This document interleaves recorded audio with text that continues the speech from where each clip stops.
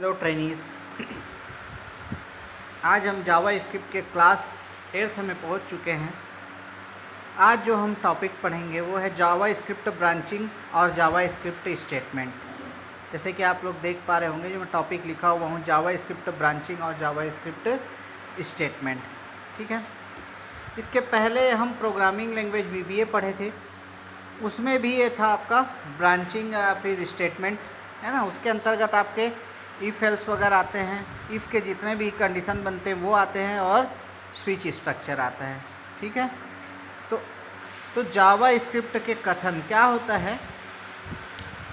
अधिकांश प्रोग्रामिंग भाषा में बताया था, सभी प्रोग्रामिंग भाषा में जो स्टेटमेंट्स होता है या ब्रांचिंग होता है एक जैसे ही होते हैं। बस डिफरेंस क्या होता है, उनका सिंटेक्स मतलब लिखने का तरीका, है ना। बाकी एक जैसे ही कथन सभी प्रोग्रामिंग लैंग्वेज में पाया जाता है, लेकिन उनके लिखने का तरीका या सिंटेक्स अलग हो सकता है।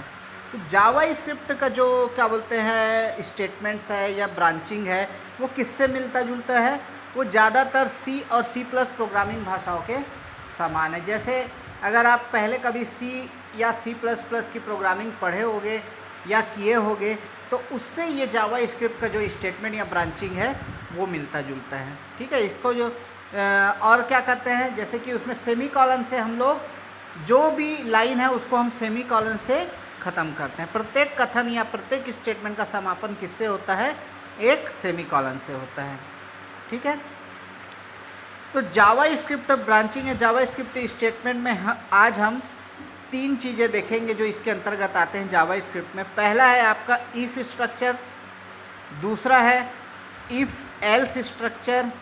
ठीक है, तो ये दूसरा इफ़ एल्स स्ट्रक्चर है, इसमें 2 पार्ट है, एक है आपका इफ़ एल्स वाला और दूसरा है इफ़ एल्स इफ और एल्स स्टेटमेंट स्ट्रक्चर वाला। ठीक है, उसके बाद तीसरा हम देखेंगे स्विच स्ट्रक्चर। ठीक है, तो ये तीनों स्ट्रक्चर का हम देखेंगे कि क्या काम करता है, इसका सिंटेक्स क्या होता है और इसके छोटे छोटे एग्जाम्पल देखेंगे। ठीक है, जिससे ये समझ में आ जाएगा। ये क्लास बहुत इजी आपको पड़ेगा, क्योंकि आप VBA में भी ये पढ़ चुके हो सेम चीज़, बस सिंटेक्स जो है वो इसका अलग है, बाकी कॉन्सेप्ट जो है सेम है, स्टेटमेंट भी सेम है, बस उसका सिंटेक्स अलग है। ठीक है, तो पहले हम देख रहे हैं इफ़ स्ट्रक्चर। तो इफ़ स्ट्रक्चर का उपयोग कब किया जाता है, जब किसी इफ़ स्ट्रक्चर का उपयोग किसी परिस्थिति या कंडीशन के परिणाम के अनुसार किसी कथन का पालन करने या ना करने के लिए किया जाता है। ठीक है, तो ये बता रहा हूँ कि इफ़ स्टेटमेंट का उपयोग कब किया जाता है। तो इस स्टेटमेंट का उपयोग किसी कंडीशन के परिणाम के अनुसार किसी कथन का पालन करने या ना करने के लिए किया जाता है। तो इसका मैं सिंटेक्स लिखा हुआ हूँ, इफ़ फिर है कंडीशन और उसके बाद स्टेटमेंट। ठीक है, या इसी को आप लिख सकते हो एक और तरीके से लिखा हूँ और करके, इफ़ कंडीशन रहेगा फिर ब्रैकेट में क्या रहेगा, सीक्वेंस ऑफ स्टेटमेंट।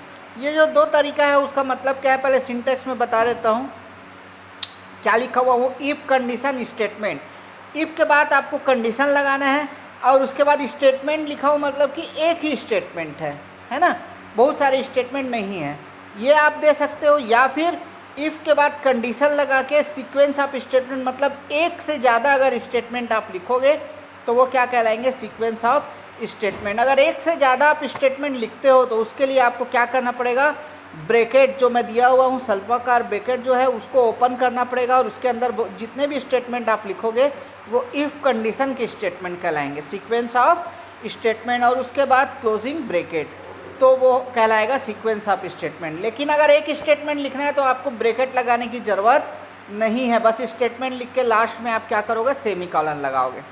आया समझ में। इसका एग्जांपल लिखा हुआ हूँ, if x is greater than 5 document dot right क्या हो जाएगा, हेलो, और फिर सेमीकॉलन।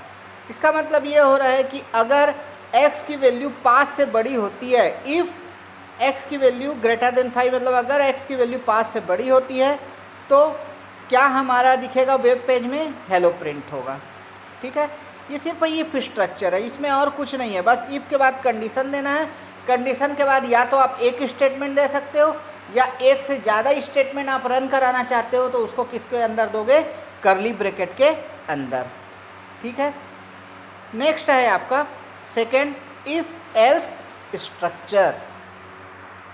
इफ एल्स स्ट्रक्चर, तो इफ एल्स स्ट्रक्चर ये क्या है, यह कथन इफ का दूसरा रूप है, इफ का ही सेकंड रूप है।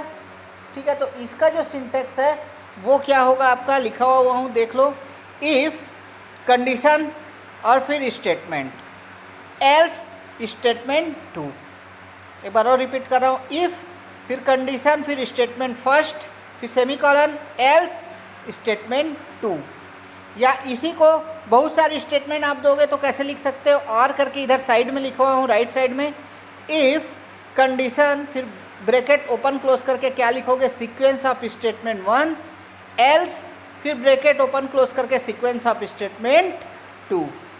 ठीक है, ये सेम वैसे ही है। देखो इसमें जो इफ एल्स है इसमें एल्स पार्ट भी आ गया, ये पहला वाले में था सिर्फ इफ कंडीशन था, अगर कंडीशन ट्रू हो रही है तभी वो रन कर रहा है और नहीं हो रही है तो कुछ भी रन नहीं कर रहा है। लेकिन इफ एल्स में क्या हो रहा है, अगर कंडीशन ट्रू हो रही है तो वो स्टेटमेंट 1 को एग्जीक्यूट करेगा, और अगर ट्रू नहीं हो रही है तो वो एल्स पार्ट में आकर स्टेटमेंट 2 को एग्जीक्यूट करेगा।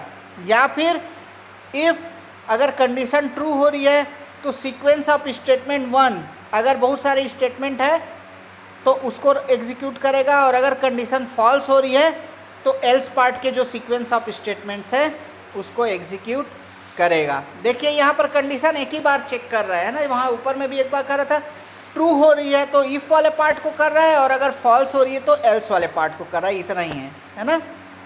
तो इसका एग्जाम्पल क्या है, if x is greater than 5 document dot right hello.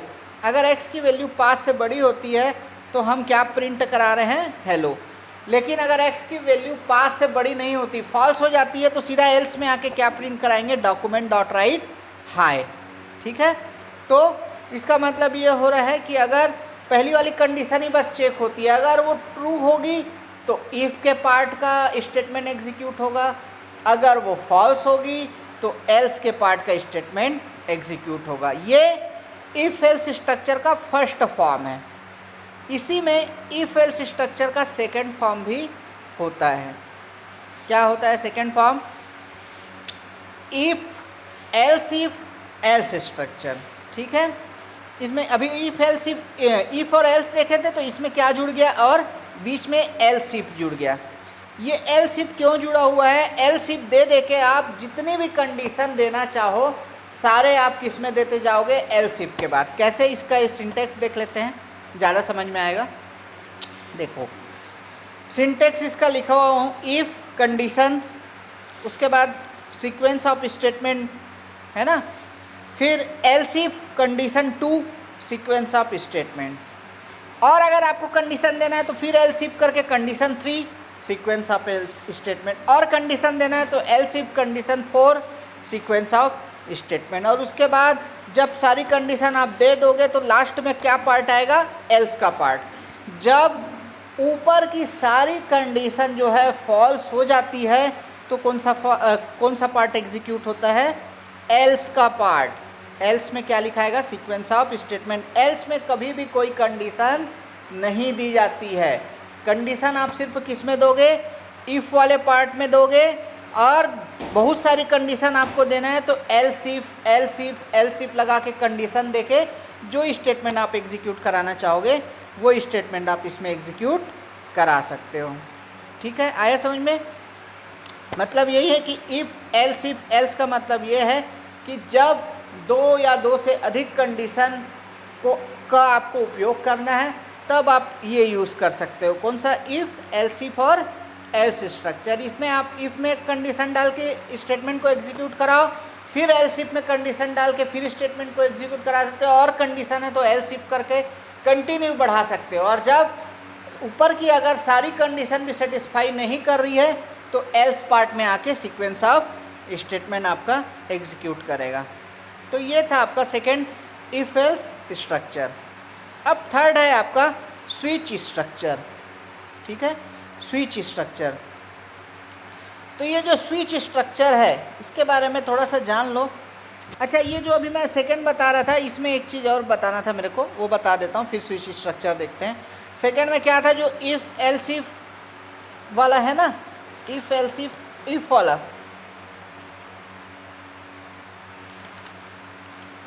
हाँ, इफ़ एल्स इफ कहाँ गया, हाँ, इसमें आप क्या कर सकते हो, इसको, इसमें कंडीशनल ऑपरेटर जो हम पढ़े हैं, ऑपरेटर में पढ़े थे ना, टर्नरी ऑपरेटर, उसका भी उपयोग कर सकते हो। किसमें, इफ़ एल्स वाले में। याद है आपको, जब मैं ऑपरेटर पढ़ा रहा था तो उसमें एक कंडीशनल ऑपरेटर पढ़ाया था, जिसमें क्या था, इफ़, फिर क्वेश्चन मार्क वाला था, क्वेश्चन मार्क के बाद कंडीशन 1 और फिर कंडीशन 2 था। तो टर्नरी ऑपरेटर वाला भी आप इसमें इफ़ एल्स के जगह उपयोग कर सकते हो। आप लोग देख लेना पिछली वाली क्लास, जो ऑपरेटर वाली क्लास है, उसमें जो मैं बताया था टर्नरी ऑपरेटर वाला, है ना।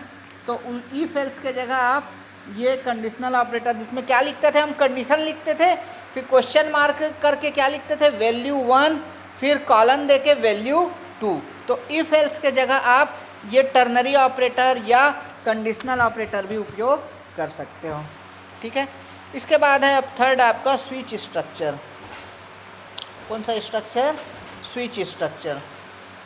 तो इस कथन का उपयोग सामान्यतः 2 या 2 से अधिक कंडीशन होने पर उनमें से किसी एक परिस्थिति के अनुसार चुने हुए स्टेटमेंट का पालन करने के लिए किया जाता है। देखो, ये जो इफ़ एल्स ऊपर मैं बताया सेकंड वाले का सेकंड वाला फॉर्म, उसमें क्या हो रहा था, कन्फ्यूजन हो सकता है। अगर बहुत सारे आपके पास कंडीशन है तो बार बार आपको एल्स इफ लगाना है, फिर ओपन करना है ब्रैकेट, फिर क्लोज करना है। कंडीशन क्या हो सकता है, आपको कन्फ्यूजन भी हो सकता है। तो उसके स्थान पर बेटर है यूज़ करना आपका ये कौन सा, स्विच स्ट्रक्चर। जहाँ पर बहुत 2 या 2 से अधिक कंडीशन होते हैं तो हम लोग क्या उपयोग करते हैं, स्विच स्ट्रक्चर। इसका सिंटेक्स क्या होता है, switch expression to be checked bracket में, फिर आप क्या करोगे, करली ब्रैकेट ओपन करके केस एक्सप्रेशन 1, और अगर केस एक्सप्रेशन 1 ट्रू होता है तो सीक्वेंस ऑफ स्टेटमेंट एग्जीक्यूट होगा, और फिर वो केस जो था वो ब्रेक हो जाएगा। उसी प्रकार केस फिर दोगे एक्सप्रेशन 2, अगर एक्सप्रेशन 2 केस सही होता है तो सीक्वेंस ऑफ स्टेटमेंट रन होंगे, फिर वो ब्रेक हो जाएगा। इसी प्रकार से जितने भी कंडीशन आप देना चाहते हो उतने केस आप यहाँ पर लगा सकते हो। केस करके क्या लिखोगे, एक्सप्रेशन 3, फिर सीक्वेंस ऑफ स्टेटमेंट, इसी प्रकार से चलते रहेगा जहाँ तक आप कंडीशन देना चाहते हो। अगर ऊपर के सारे कंडीशन फॉल्स हो जाते हैं तो आपका कौन सा पार्ट एग्जीक्यूट होगा, डिफ़ॉल्ट वाला। ठीक है, डिफ़ॉल्ट वाला पार्ट ठीक वैसे ही है जैसे कि इफ़ एल्स में एल्स वाला पार्ट था। जब ऊपर के सारे कंडीशन फॉल्स हो जाते थे तो एल्स पार्ट एग्जीक्यूट होता था। उसी प्रकार जब ऊपर के सारे केस जो हैं फॉल्स हो जाएंगे तो ये डिफ़ॉल्ट में जो भी स्टेटमेंट लिखे रहोगे वो एग्जीक्यूट हो जाएगा, उसमें कंडीशन चेक नहीं होता है, जो डिफ़ॉल्ट पार्ट है। तो इसका एक एग्जांपल लिख दिया हूँ, देख लीजिए यहाँ पर। स्विच डे नंबर है ना, डे नंबर एक वेरिएबल लिए हैं हम स्विच के अंदर। अब केस 1 में क्या कर रहे हैं, अगर 1 को प्रेस कर रहे हैं तो डॉक्यूमेंट डॉट राइट क्या हो रहा है, मंडे हो रहा है, मंडे होके ब्रेक। इसी प्रकार केस 2 में ट्यूसडे, फिर ब्रेक कर देंगे। फिर केस 3 में वेडनेसडे, फिर केस 4 में थर्सडे, केस 5 में फ्राइडे, केस 6 में सैटरडे और केस 7 में संडे, और उसके बाद ब्रेक। अगर यूज़र 1 से लेकर 7 तक की कोई भी बटन को नहीं दबाता है तब डिफ़ॉल्ट है ना, जब ऊपर के कंडीशन फॉल्स हो जाते हैं तो क्या देते हैं हम, डिफ़ॉल्ट। डिफ़ॉल्ट में क्या लिखे हैं, डॉक्यूमेंट डॉट राइट में please enter valid number up to 1 to 7। User को हम बोल रहे हैं कि आप क्या नंबर इंटर करो, 1 से 7 के बीच कोई भी नंबर एंटर करो। अगर 1 से 7 के बीच एंटर करता है तब वीकडे उसको कोई सा भी दिखेगा, अन्यथा उसको क्या आ जाएगा, रॉन्ग डेट दिखाएगा, उसको सही डे नहीं दिखा पाएगा। तो ये एक स्विच केस है जिसमें हम 7 कंडीशन को देख लो आप चेक कर रहे हैं, है ना, 1 2 नहीं, 7 कंडीशन को चेक कर रहे हैं। और उसके बाद जब 7 कंडीशन फॉल्स हो जाती है अगर मान लो, तो डिफ़ॉल्ट में दे रहे हैं कि आप गलत नंबर लिखे हो, 1 से 7 के बीच नंबर एंटर करो। ठीक है, तो ये सेम वैसे ही है जैसे कि आप ऊपर इफ़ एल्स इफ और एल्स वाला स्ट्रक्चर देखे, उसके सब्स्टिट्यूट में और उसके जो कॉम्प्लेक्सिटी है, जो कठिन लग रहा था वो उसको सरल करने के लिए ये स्विच स्ट्रक्चर यहाँ पर उपयोग किया गया है। ठीक है, तो ये हो गया आपका आज का क्लास, जिसमें हम जावा स्क्रिप्ट ब्रांचिंग और जावा स्क्रिप्ट स्टेटमेंट के बारे में देखें, जिसमें 3 प्रकार के आपको मैं स्ट्रक्चर पढ़ाया, if structure, if else structure और स्विच स्ट्रक्चर। साथ ही साथ इसका एग्जाम्पल भी लिख दिया हूँ। तो आप लोग चूँकि वीबीए में ये पढ़ चुके हो, आपके लिए ईजी हो गया होगा। ये क्लास की सहायता से आपको जावा स्क्रिप्ट का स्ट्रक्चर भी समझ में आ गया होगा। ठीक है, तो इसको अच्छे से देख लेना और कर लेना और नोट भी कर लेना। ओके, नेक्स्ट क्लास में हम लूपिंग देखेंगे। ठीक है, ये भी आप लोग वीबीए में पढ़ चुके हो। तो लूपिंग जावा स्क्रिप्ट में कौन कौन से होते हैं वो देखेंगे। जैसे कि जावा स्क्रिप्ट में स्टेटमेंट 3 प्रकार का था, वैसे लूपिंग कितने प्रकार के होते हैं, उसका सिंटैक्स क्या क्या है, उसके एग्जाम्पल क्या है, वो सारा चीज़ हम नेक्स्ट क्लास में देखेंगे। Okay, thank you.